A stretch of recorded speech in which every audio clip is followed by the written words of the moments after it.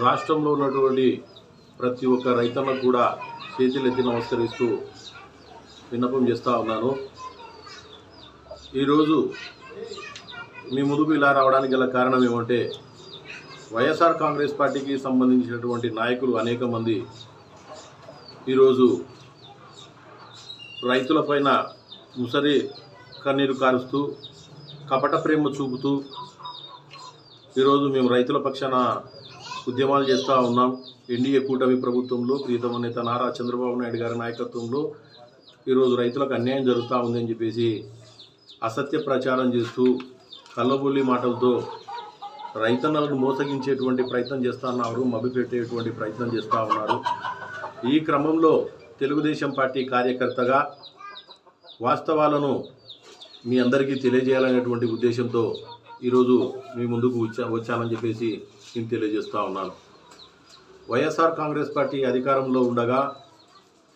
5 సంవత్సరాల వైఎస్ జగన్మోహన్ రెడ్డి పాలనలో ఏ రోజు కూడా రైతు గురించి ఆలోచించని వాళ్ళు, 5 సంవత్సరాల వైఎస్ జగన్మోహన్ రెడ్డి పాలనలో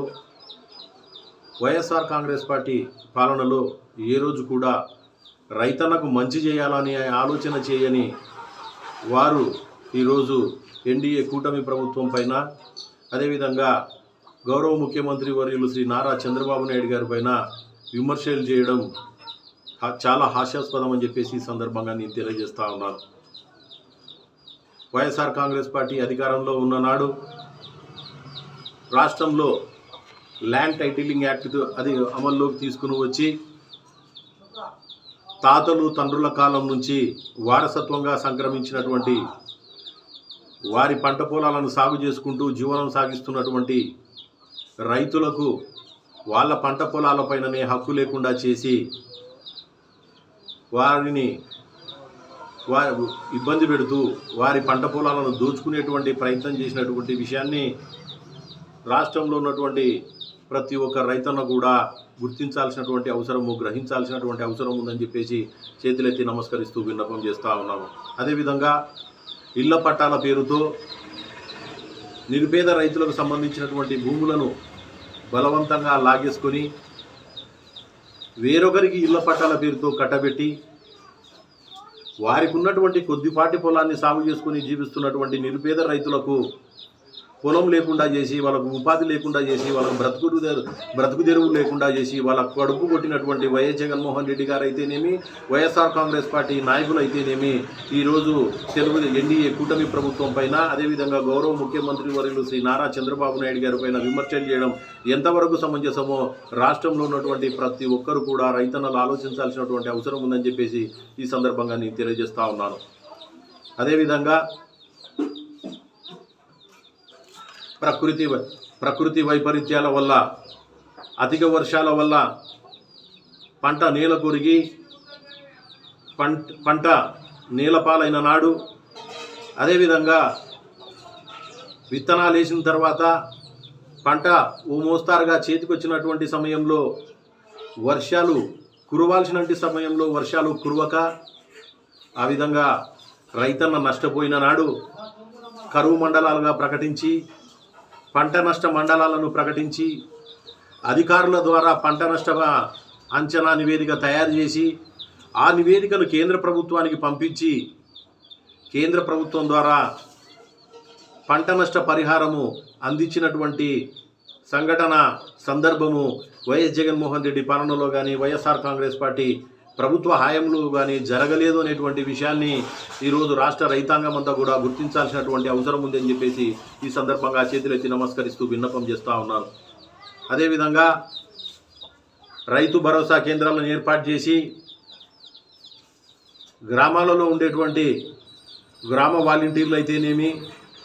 అదేవిధంగా గ్రామాలలో ఉండేటువంటి వైఎస్ఆర్ కాంగ్రెస్ పార్టీ నాయకులు అయితేనేమి,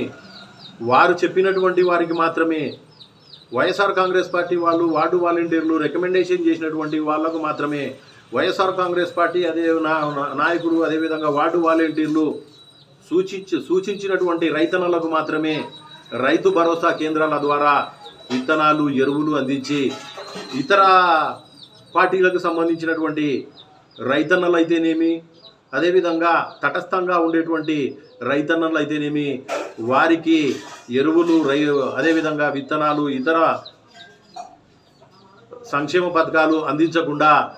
అనేక ఇబ్బందులకు గురి చేసి రైతన్నల పట్ల కూడా పక్షపాతం చూపించినటువంటి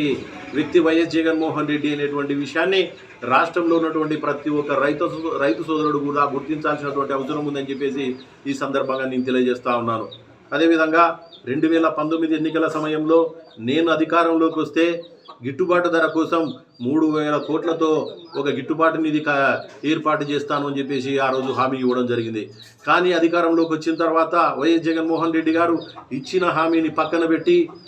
3,000 కోట్లతో గిట్టుబాటు ధర నిధి ఏర్పాటు చేయలేదు సరికదా. రాష్ట్రంలో ఉన్నటువంటి వైఎస్ఆర్ కాంగ్రెస్ పార్టీ నాయకులు మధ్య దళారులుగా అవతారం ఎత్తి రైతన్నని దోచుకుంటున్నటువంటి సమయంలో కనీసం వైఎస్ఆర్ కాంగ్రెస్ పార్టీ తరఫున దళారులుగా వివరిస్తున్నటువంటి వారిని నివారించలేకపోయారు. వైఎస్ఆర్ కాంగ్రెస్ పార్టీ మధ్య దళారులకు లాభాలు చేకూర్చే విధంగా వ్యవహరించి రైతన్నకు గిట్టుబాటు ధర రాకుండా చేసి ఆ రోజు రైతును కడుపు కొట్టినటువంటి వ్యక్తి వైఎస్ జగన్మోహన్ రెడ్డి, వైఎస్ఆర్ కాంగ్రెస్ పార్టీ నాయకుడు అనేటువంటి విషయాన్ని రాష్ట్రంలో ఉన్నటువంటి ప్రతి ఒక్క రైతు సోదరుడు కూడా గుర్తించుకోవాల్సినటువంటి అవసరము, బాధ్యత ఉందని చెప్పేసి ఈ సందర్భంగా నేను తెలియజేస్తా ఉన్నాను. 2024 ఎన్నికల సమయంలో మేము అధికారంలోకి వస్తే ల్యాండ్ టైటిలింగ్ యాక్టును రద్దు చేసి రైతన్నలకు వారి వారి పొలాల మీద చట్టబద్ధమైనటువంటి హక్కులు కల్పిస్తాము అని చెప్పేసి ఆ రోజు ప్రియతమ నేత నారా చంద్రబాబు నాయుడు గారు ఇచ్చిన మాటకు కట్టుబడి అధికారంలోకి వచ్చినటువంటి మరుక్షణం రాష్ట్రంలో ల్యాండ్ టైటిలింగ్ యాక్టును రద్దు చేసి పంటల పొలాలపైన రైతన్నలకే హక్కు కల్పించి వారికి అండగా నిలిచినటువంటి వ్యక్తి ప్రియతమ నేత నారా చంద్రబాబు నాయుడు గారు అనేటువంటి విషయాన్ని మీరందరూ కూడా గుర్తించాల్సినటువంటి అవసరం ఉందని చెప్పేసి ఈ సందర్భంగా నేను తెలియజేస్తా ఉన్నాను. అదేవిధంగా గతంలో కాంగ్రెస్ ప్రభుత్వాలను చూశారు. అదేవిధంగా గతంలో తెలుగుదేశం పార్టీ తరఫున నందమూరి తారక రామారావు గారు అయితేనేమి, ప్రియతమ నేత నారా చంద్రబాబు నాయుడు గారు అయితేనేమి ముఖ్యమంత్రులుగా అనేక మంది ఈ రాష్ట్రానికి, ఈ రాష్ట్ర ప్రజానికానికి సేవలు అందించడం జరిగింది. కానీ ఏ ఒక్క ముఖ్యమంత్రి కూడా రైతులకు సంబంధించినటువంటి పంట పొలాలకు సంబంధించినటువంటి పట్టాదారు పాస్ పుస్తకాలపైన వారి యొక్క ఫోటోలను ముద్రించుకున్నటువంటి పరిస్థితి లేదు. కానీ 2019 ఎన్నికల్లో అధికారంలోకి వచ్చినటువంటి వైఎస్ జగన్మోహన్ రెడ్డి పంట పొలాలకు సంబంధించినటువంటి రైతన్నల యొక్క పాస్ పుస్తకాలపైన వైఎస్ జగన్మోహన్ రెడ్డి యొక్క ఫోటోను ముద్రించి పంపిణీ చేసి రైతన్నలను మనోవేదనకు, ఆందోళనకు గురి చేసినటువంటి పరిస్థితిని రాష్ట్రంలో ఉన్నటువంటి ప్రతి ఒక్క రైతన్న కూడా గుర్తుంచుకోవాల్సినటువంటి అవసరం ఉందని చెప్పేసి ఈ సందర్భంగా నేను మీకు తెలియజేస్తా ఉన్నాను. అదేవిధంగా చంద్రబాబు నాయుడు గారు ఎన్డీఏ కూటమి సారథిగా ముఖ్యమంత్రిగా బాధ్యతలు చేపట్టినటువంటి మరుక్షణం జగన్మోహన్ రెడ్డి గారి చిత్రపటంతో ముద్రించి పంపిణీ చేసినటువంటి పట్టాదార్ పాస్ పుస్తకాలు ఏవైతే ఉన్నాయో వాటన్నింటినీ రద్దు చేసి ప్రభుత్వ చిహ్నాన్ని పట్టదారు పాస్ పుస్తకాలపైన ముద్రించి రైతులలోనూ ఉన్నటువంటి ఆందోళనను తొలగించి రైతన్నకు అండగా నిలిచినటువంటి ఒక గొప్ప దార్శనికుడు ప్రియతమ నేత నారా చంద్రబాబు నాయుడు గారు అనేటువంటి విషయాన్ని రాష్ట్రంలో ఉన్నటువంటి ప్రతి ఒక్క రైతు సోదరుడు కూడా గుర్తించాల్సినటువంటి అవసరం ఉందని చెప్పేసి ఈ సందర్భంగా నేను తెలియజేస్తా ఉన్నాను. అదేవిధంగా 2024 ఎన్నికల సమయంలో ఇచ్చిన హామీకి కట్టుబడి ప్రియతమ నేత నారా చంద్రబాబు నాయుడు గారు అన్నదాత సుఖీభవ అనేటువంటి పథకము అమలు చేస్తూ రాష్ట్రంలో ఉన్నటువంటి రైతన్నకు పెట్టుబడి సహాయంగా 2 విడతలుగా 7,000 ఒకసారి, అదేవిధంగా మరొకసారి 7,000 రూపాయలు ఇచ్చి అండగా నిలిచినారు. అదేవిధంగా ఇచ్చిన హామీని నిలబెట్టుకున్నారు. సంవత్సరానికి 20,000 రూపాయలు ఇస్తాననేటువంటి హామీకి కట్టుబడి ఈరోజు త్వరలోనే మిగిలిన డబ్బును కూడా రైతు ఖాతాలో జమ చేసి రైతన్నకు అండగా నిలిచినటువంటి ఒక గొప్ప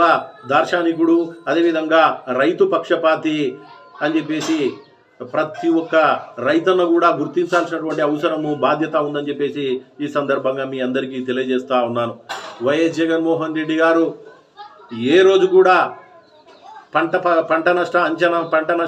అంచనా వేసి కేంద్ర ప్రభుత్వానికి నివేదికలు పంపించి కేంద్ర ప్రభుత్వం ద్వారా పంట నష్ట పరిహారం అందించలేకపోయారు రైతన్నలకు. కానీ ఎన్డీఏ కూటమి ప్రభుత్వం అధికారంలోకి వచ్చిన తర్వాత